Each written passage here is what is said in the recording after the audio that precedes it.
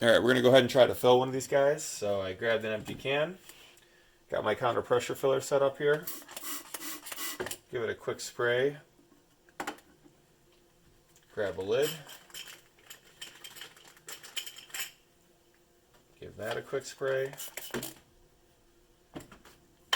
And let's go. So I've got a 6.5 stopper on here.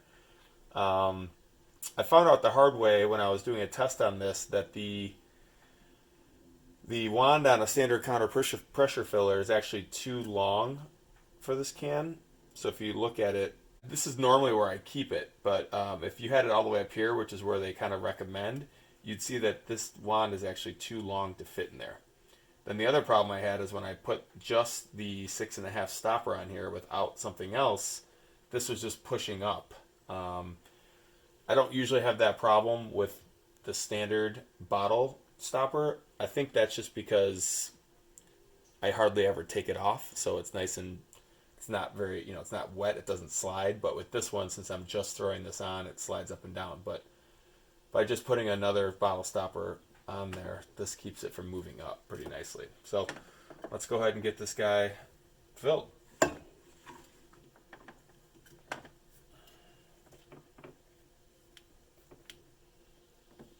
right. Got our gas hooked up here. We should be ready to roll. All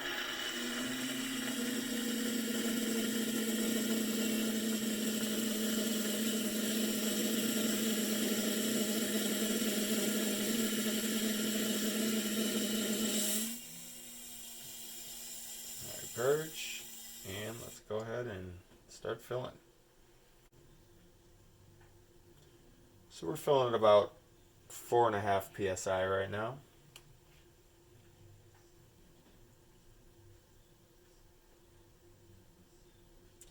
So I brought these cans to both of my local homebrew clubs, and some of the feedback I got with them were, you know, one of the first things was that when people tried to open and close them, they had issues with the lids, very similar to what I had when I first started trying to put the lids on and off these things.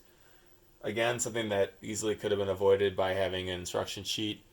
You kind of do a quarter turn and pull up, and vice versa when you put it on. But your tendency is to kind of keep wanting to turn, but that won't actually get you anywhere. You quarter turn, pull up, and then vice versa to tighten.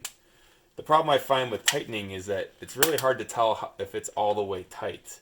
And because the cans are kind of flimsy, they're not real sturdy, you can't get a good grip on it. Even when it's full, you can't get a good grip to do it. So that was one of the first things that people kind of complained about. The next thing people asked about was price. And I looked it up on their website. These typically go for about $60 for 2 cases, 48 cans. And when I mentioned that, a lot of people were taken aback by it, which is not too surprising. I mean, the homebrew community is all about reusing bottles and all those types of things. When I reached out to the company about their pricing model and kind of asked what their target audience was, they were saying it's basically for the home brewer who wants to not have to deal with sanitation, which implies that these are clean and ready to go. But again, unless, I think it's basically made for a home brewer who's essentially making 1 or 2 batches a year and they just don't want to deal with acquiring and cleaning bottles and all that good stuff. So I think it makes sense for those kind of brewers. For people that are turning out batch after batch, it'd be a pretty expensive endeavor to be using these kind of cans. Okay, so we got some overflow going out there, so I'll go ahead and close up the pressure here.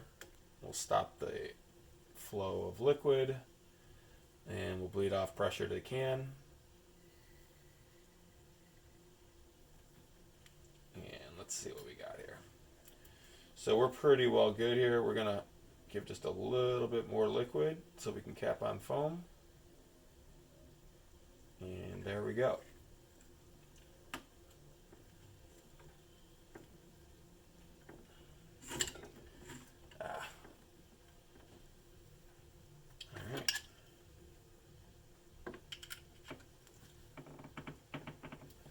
And there you have it. So what we'll do here is we will compare this can to, I'll counter pressure fill a bottle, both a regular standard cap as well as a flip top, and we'll do a taste test out about 30 days from now and see. This is a New England IPA, which in my opinion is the style that is most susceptible to degradation based on oxygen. So we should be able to taste quite a difference between the vessel that keeps the oxygen out the best versus the vessel that is letting in the most oxygen. So we'll kind of rank the three containers and how well they do in that department. And if the Twistee can ends up winning, I'll see if I can put it up against a true can seamer and see who wins. So stay tuned for that video. That'll be a part 2 of this, but I hope you enjoyed this round of the Twistee Can review. Cheers.